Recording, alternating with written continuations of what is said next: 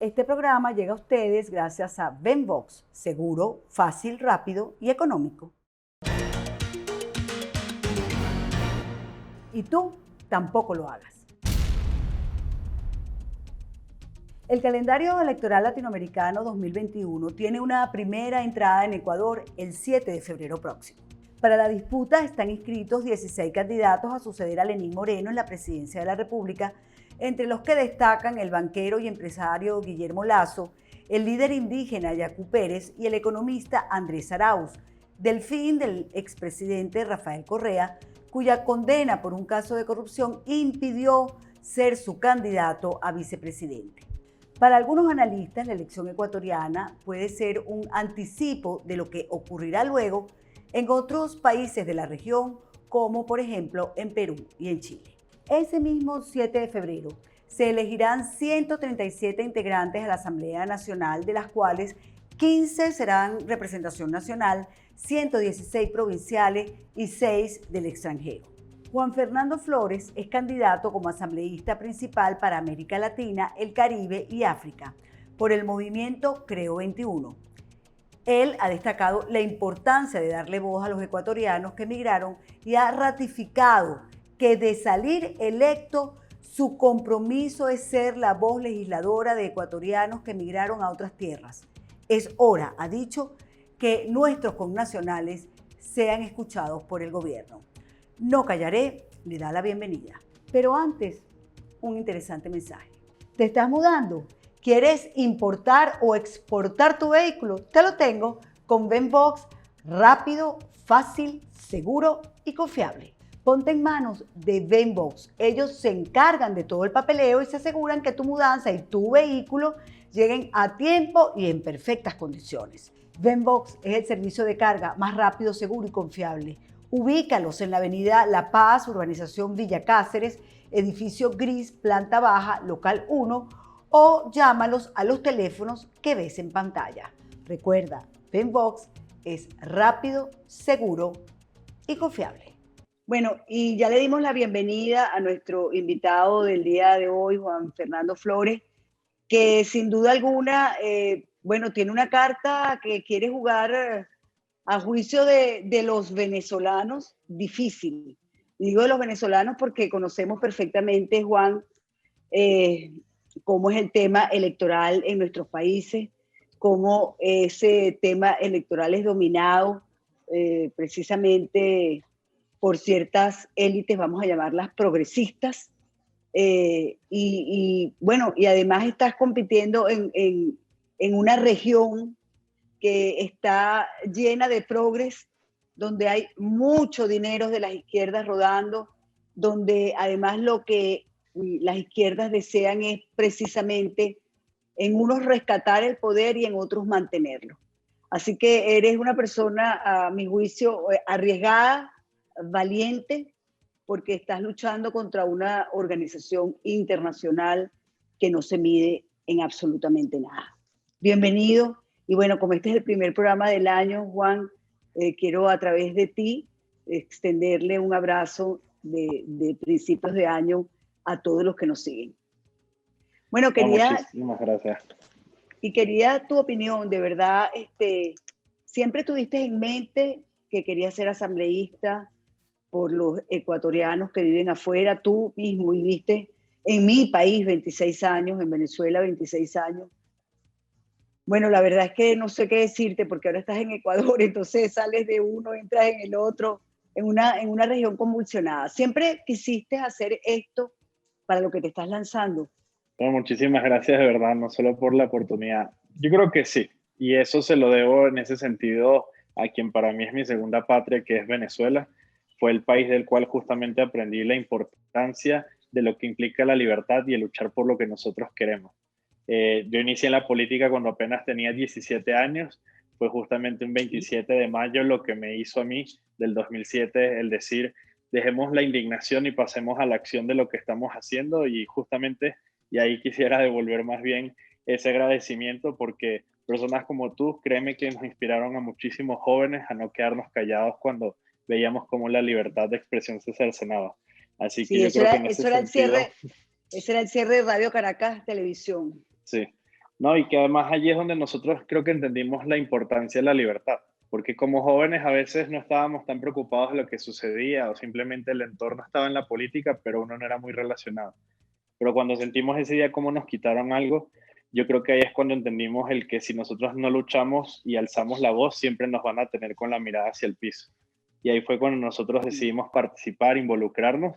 Y yo creo que el ejemplo de lo que uno vivió en Venezuela, porque yo creo que uno no puede olvidarse de eso o dejarlo de lado, fue lo que nos motivó a participar. Y poco a poco veíamos al mismo tiempo también cómo el socialismo del siglo XXI se extendía por todos los países y yo viví en carne propia tanto lo que se vivía en Venezuela como el que muchas veces acá en Ecuador se decía, no, nosotros no somos Venezuela, así que aquí nunca Mm. va a suceder. No, aquí los ecuatorianos nunca permitirían que eso ocurra. Pero uno veía a la distancia como poco a poco, reinventando lo que ya había pasado en Venezuela, estaba sucediendo en el Ecuador. Y ahí tomamos la decisión de, bueno, no quedarnos justamente callados. El movimiento creo que es el movimiento con el cual nosotros vamos a esta candidatura y además respaldamos a Guillermo Lazo como candidato a la presidencia. Nos dijo, excelente, ustedes han venido viviendo un proceso importante, un proceso histórico, sobre todo con la comunidad ecuatoriana reciente en Venezuela. Esta es la oportunidad para que entonces no solo alcen la voz, sino busquen representarlos y ahí es donde decidimos tomar la batuta de esto. Mira, cuéntame una cosa, ya estás en Ecuador instalado, pero las realidades entre Venezuela y Ecuador son muy distantes, es decir, mientras los mandatarios, estos tiránicos venezolanos, Chávez primero, Maduro después, malbarataron la fortuna del petróleo, Correa se sirvió de ella y tengo yo entendido que hay ciertas obras de infraestructura que se construyeron, aunque muchas Con no, sobreprecio. con sobreprecios, sabemos la cantidad, pero me cuentan, me comentan que se respira otro aire diferente al que se respira en Venezuela, que es de la pobreza y la miseria absoluta, ¿no? Cuéntanos, ¿es cierto esta percepción que yo tengo?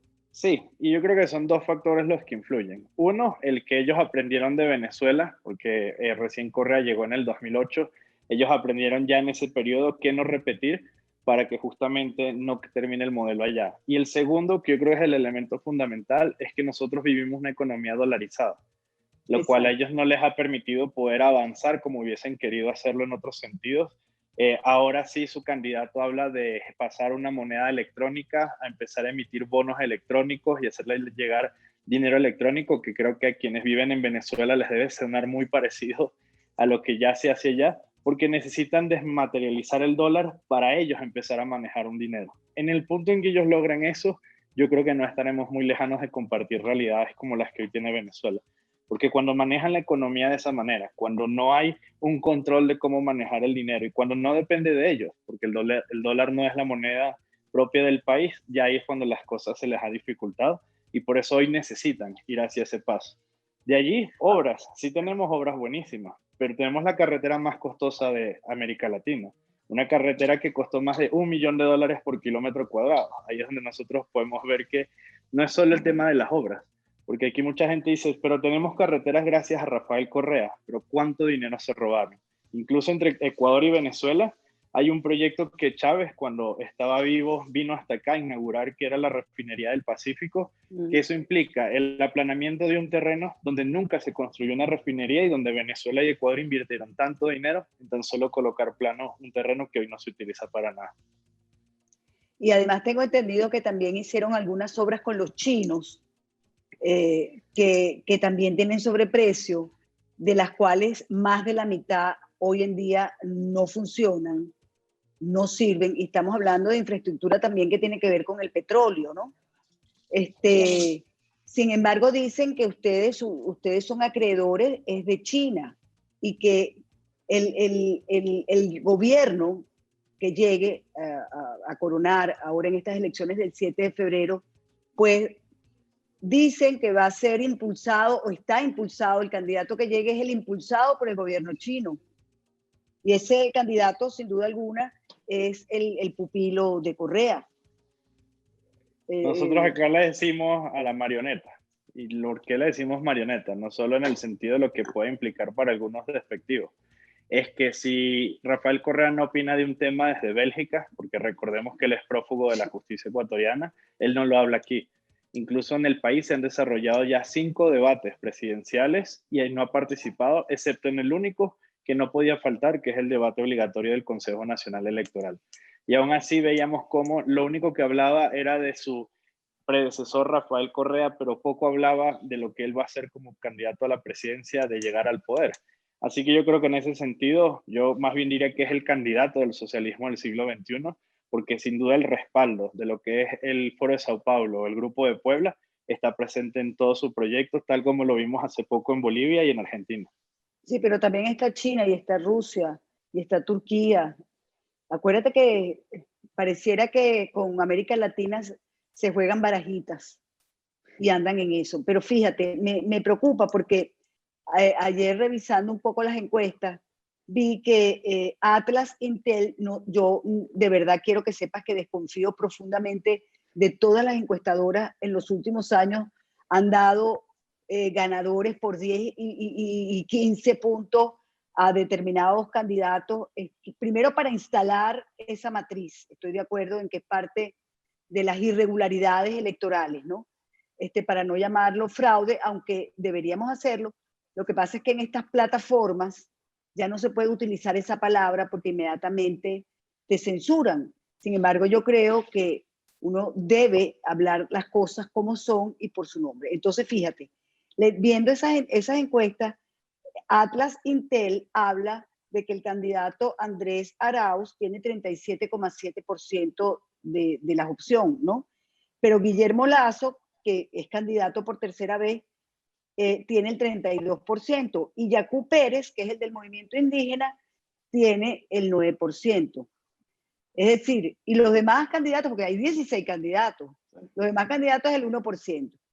Ahora, esto lo vimos igualito, esta misma foto la vimos idéntica en Bolivia, con el candidato Arce y no recuerdo ahorita quién era el que quedó de segundo.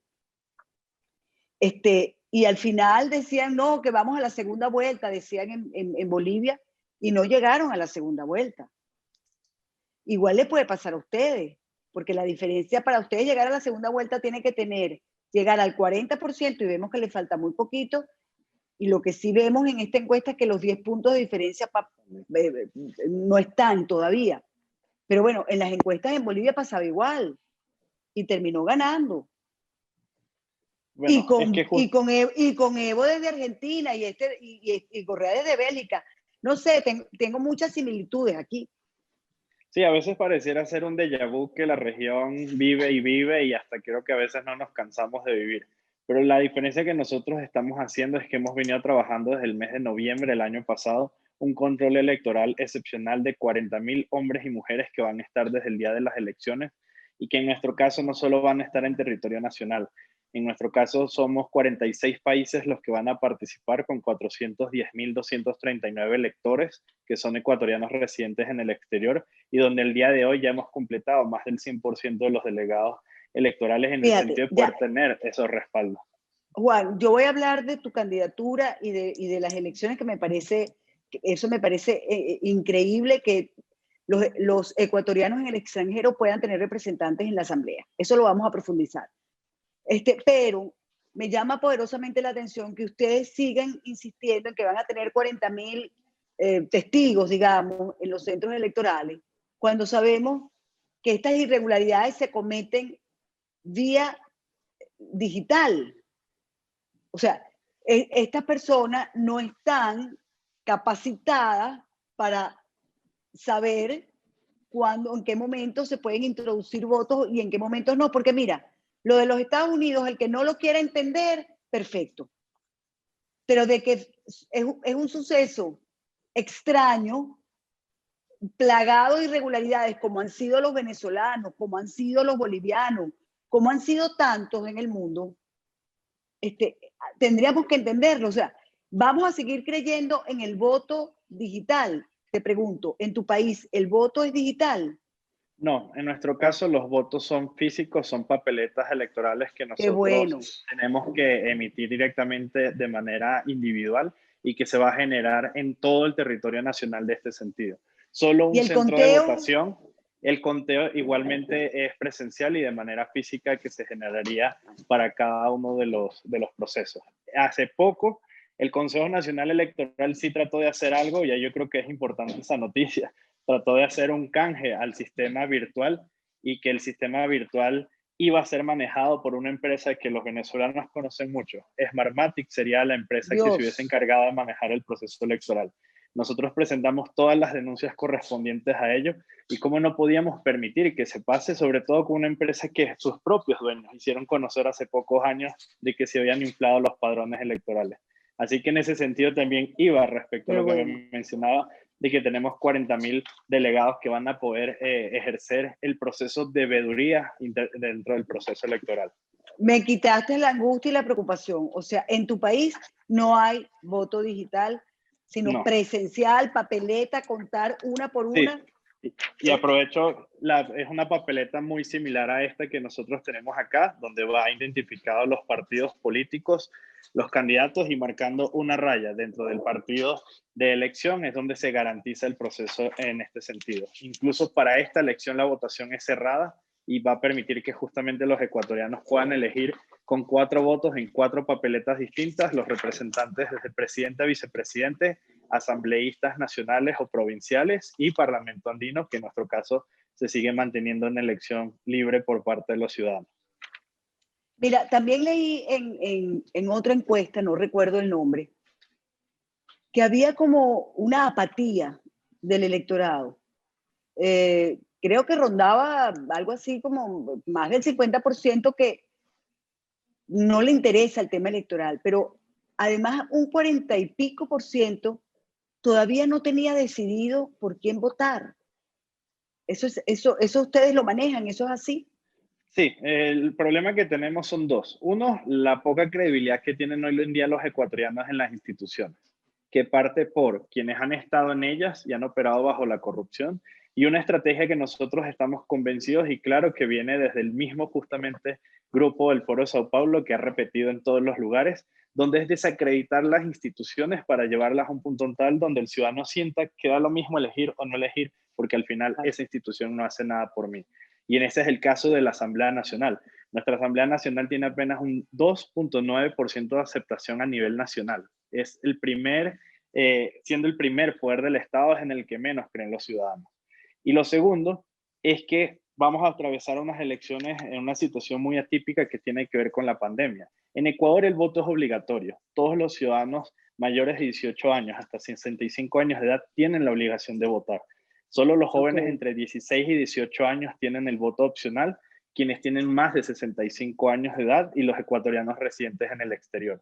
Este tercer grupo, que es los que tienen el voto opcional, representan 2.100.000 votos que se emitirían ese día de manera muy opcional hacia la gente, tomando en cuenta que aquellos ciudadanos que no participen tienen una multa por no hacerlo, al igual que quienes no asistan como miembros de las juntas receptoras del voto o miembros de mesa, que es como el modelo similar en Venezuela.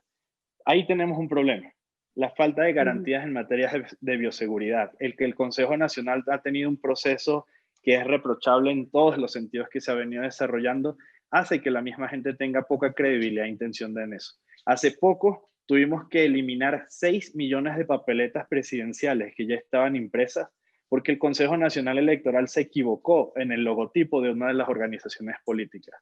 Algo que sin duda no solo es para investigar cómo ocurrió, sino que es lamentable que el país, en la pandemia en la que estamos, en la situación económica tan grave que atravesemos, se haya equivocado alguien que desde nuestra perspectiva hay que investigar a fondo si la intencionalidad no fue justamente esa.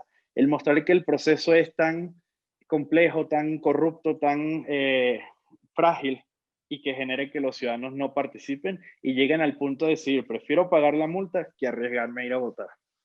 Claro. ¿Y la multa asciende a cuántos dólares? En nuestro caso, la multa está en los $68 que tendría que pagar las personas, pero más allá de lo que representa la multa, el no ir a votar genera un certificado que aquí en el Ecuador lo necesitas para todo.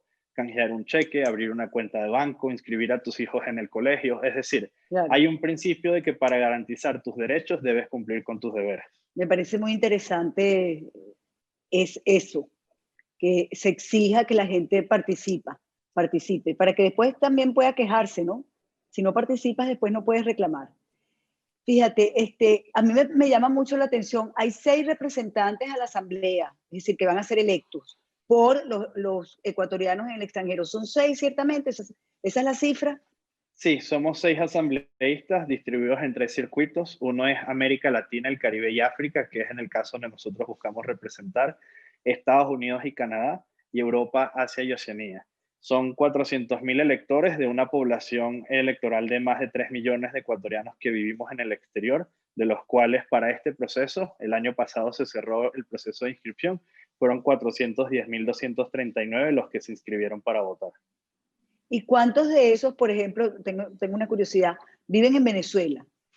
En el caso de Venezuela, inscritos están 10.900 electores, pero realmente la cifra de ciudadanos ecuatorianos en Venezuela somos más de 350.000 los que vivimos de una migración de más de 40 años. Imagínate tú, ¿y por qué se inscribieron tan poquitos, siendo una colonia tan grande? Porque 350.000 tiene peso. La verdad, para el proceso anterior éramos casi 15.000 electores. Muchos de los ecuatorianos han retornado al Ecuador y otro de los principales problemas que tenemos es que desde el año 2017 no hay embajada del Ecuador en Venezuela. El consulado de Valencia cerró hace poco, el consulado de Mérida, que era itinerante, también cerró. Es decir, poco a poco ha habido un proceso de retroceso de los espacios donde tienen que inscribirse los ecuatorianos y el cambio de cónsules tampoco ha permitido que la situación lo haga. Al final, O quienes sea, han estado... pero lo cerró por el gobierno de Maduro. Es decir, se fueron por el gobierno de Maduro. Sí, cuando Ecuador hizo el reconocimiento de Juan Guaidó como presidente de Venezuela, Exacto. comenzó el proceso de crecimiento y ahí hay un tema también fundamental. Hace poco, por primera vez en más de 10 años, tenemos un cónsul de carrera en Venezuela. Los cónsules anteriores eran cónsules que ellos mismos se identificaban en sus redes sociales o cuando iban a entrevistas como hijos de Chávez y de la Revolución Bolivariana. Así que cuando nosotros solicitábamos que hagan procesos de empadronamiento para los ecuatorianos en Venezuela, no los hacían, porque sabían que el ecuatoriano que vive allá, que padece la situación en Venezuela, a la hora de dar el voto no sería en respaldo de la revolución. Ahora, fíjate, me dices que tú eres candidato por América Latina, el Caribe, y África también, ¿no? ¿Cierto? La situación en América Latina es bien compleja. ¿Cómo te has movido? ¿Cómo has podido hacer campaña? Además, con el COVID, con la pandemia, donde las líneas aéreas han cerrado, o sea, se han parado, se han cerrado las fronteras. O sea, ¿cómo has podido comunicarte con los ecuatorianos en el exterior? Nosotros hemos venido haciendo un trabajo desde el año 2016 con la comunidad ecuatoriana residente en el exterior. En una campaña electoral, cuando estás en el país, como tú mencionas, más fácil, uno sale a cualquier esquina y vas a encontrar un elector.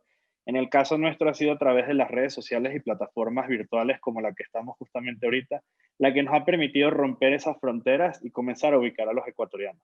Los ecuatorianos en el exterior normalmente participan en lo que es la red social Facebook o tienen sus páginas web o sus grupos de contacto y lo que nosotros hemos ido haciendo es llegando a cada uno de ellos.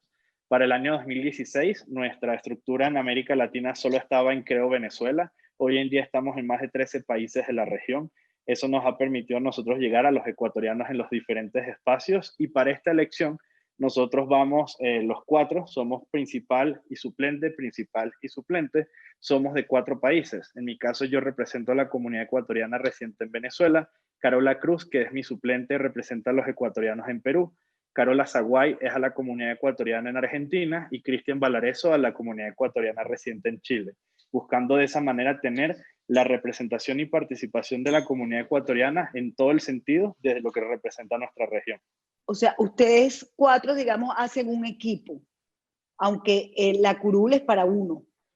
Son 2 curules, nosotros buscamos en esta elección de darse los Ajá. resultados del trabajo que hemos venido haciendo, el por primera vez lograr que los 2 representantes lleguemos allá y que sea finalmente desfasado el socialismo del siglo XXI de la ¿Qué, representación de América qué Latina. serías tú y quién es, Y Carola y tú? Zaguay de Argentina. Ok, podrían llegar ustedes 2, pero esas curules ahorita están en manos del correísmo, ¿cierto? Sí, el correísmo lamentablemente ha tenido una fuerza en ese sentido. Incluso quien hoy busca la reelección, que es Eduardo Zambrano, él está en Caracas haciendo campaña electoral, donde nos llama la atención cómo llegando hace poco, porque las fronteras estaban cerradas en Venezuela, está haciendo jornadas de salud, está haciendo entrega de kit de alimentos, está haciendo un montón de elementos donde quienes nos han denunciado esta situación, si bien no portan nada rojo, el venezolano y el ecuatoriano que vive en Caracas, está claro que eso viene del régimen de Maduro, con lo cual nos queda claro que detrás de su campaña también está el propio Partido Socialista Unido de Venezuela, y bueno, fue invitado de honor de la instalación de la fraudulenta Asamblea Nacional, donde hace poco pudimos ver lo que estaba sucediendo allá. Bueno, pero lo importante sería que los ciudadanos supieran que eso es pan para hoy y hambre para mañana. Esas dádivas que dan, porque bueno, si viven en Venezuela, tienen que estar impresionados de cómo ha sido el deterioro, sobre todo en los últimos años, ha sido bestial. Tenemos 20 años en esto, pero yo diría que los últimos 7 años han sido terribles. Ya para ir terminando, ¿por qué tú tienes tanta fe de que ustedes dos pueden llegar a ocupar esas curules?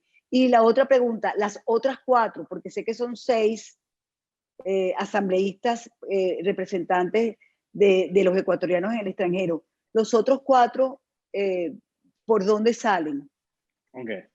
En el caso nuestro hemos venido haciendo un trabajo fundamental. Hoy tenemos estructuras desde México hasta Panamá, lo que representan Centroamérica, y estamos completamente en toda Sudamérica. Incluso tenemos estructuras donde ellos no esperaban, y el día 7 de febrero daremos algunas sorpresas en países que son muy cercanos hacia el socialismo, pero que hemos logrado captar a una comunidad ecuatoriana que no quiere, en el fondo, que Ecuador sea como Venezuela y que no quiere que ese modelo político se siga repitiendo. Además, sabemos que el ecuatoriano, a pesar de ser el voto opcional en el exterior, está dispuesto a salir porque sabe que con su voto puede lograr una diferencia en el proceso no solo a la Asamblea Nacional, sino a la presidencia de la República. Y en el caso de las otras circunscripciones, son 20 ciudades en Estados Unidos, 2 ciudades en Canadá, que representan a la comunidad ecuatoriana. Ya son más de 125,000 electores que participan.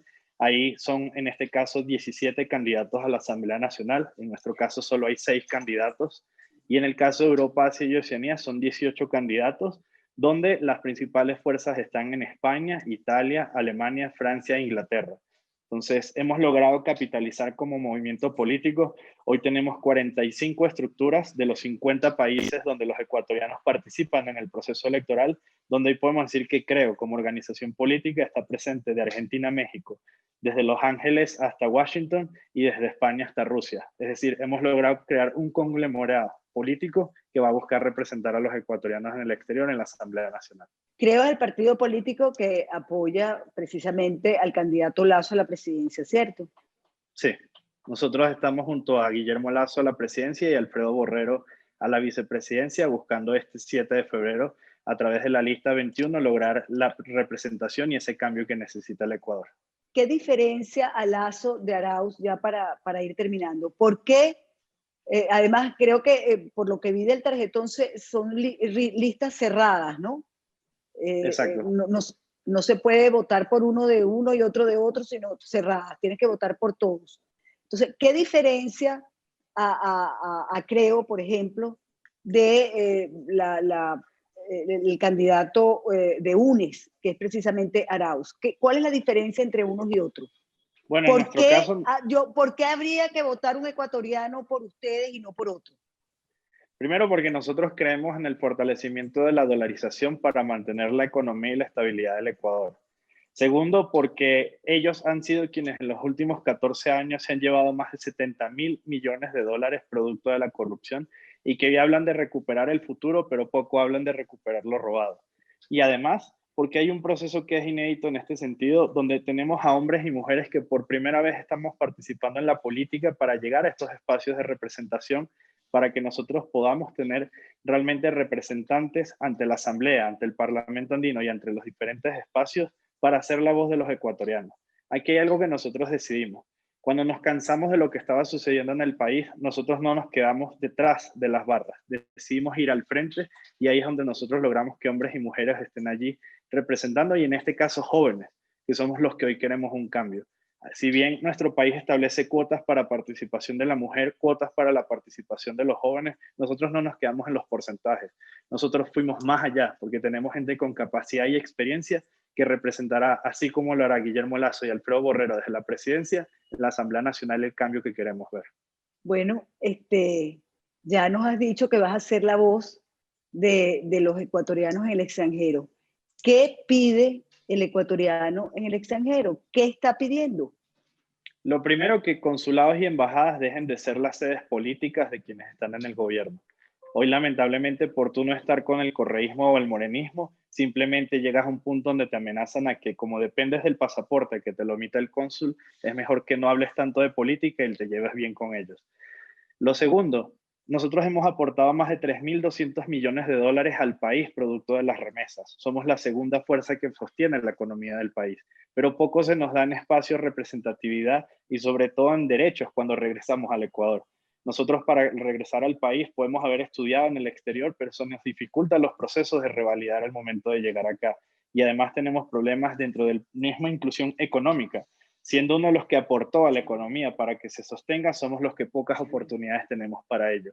La pandemia demostró que hay una situación muy dura para el mundo en general y que los extranjeros en los países donde se encuentren van a tener diferentes problemas que lamentablemente no van a permitir que ellos puedan realmente desarrollarse.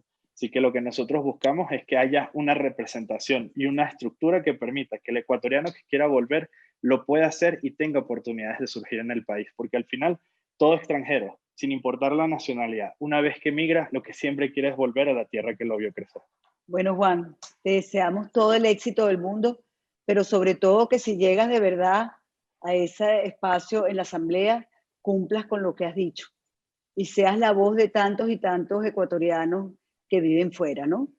Así que, bueno, todo el éxito del mundo. No sé si te voy a regalar un minutico más, si le quieres enviar un mensaje a los ecuatorianos que están en todo el continente. Muchísimas gracias. Mi llamada es a que este 7 de febrero todos los ecuatorianos residentes en más de 46 países del mundo tomemos la decisión de salir a votar entre las 9 de la mañana y las 7 de la noche en los diferentes consulados y embajadas habilitadas para participar, y que entendamos que nuestro voto es un voto importante y que tiene peso, y que si bien hemos estado lejos de nuestra patria, no podemos estar ausentes en los momentos donde se toman las decisiones más importantes. Así que es importante que justamente con nuestro voto decidamos cuál es el futuro que queremos. Elijamos cambios, elijamos progresos y sobre todo que la lista 21 sea la que pueda darnos esa oportunidad para todos los ecuatorianos. Un abrazo muy grande, Juan, todo el éxito de nuevo. Y con ustedes, amigos, sencillamente, hasta un próximo, no callaré. Si te gustó este contenido, suscríbete a nuestro canal y activa las notificaciones.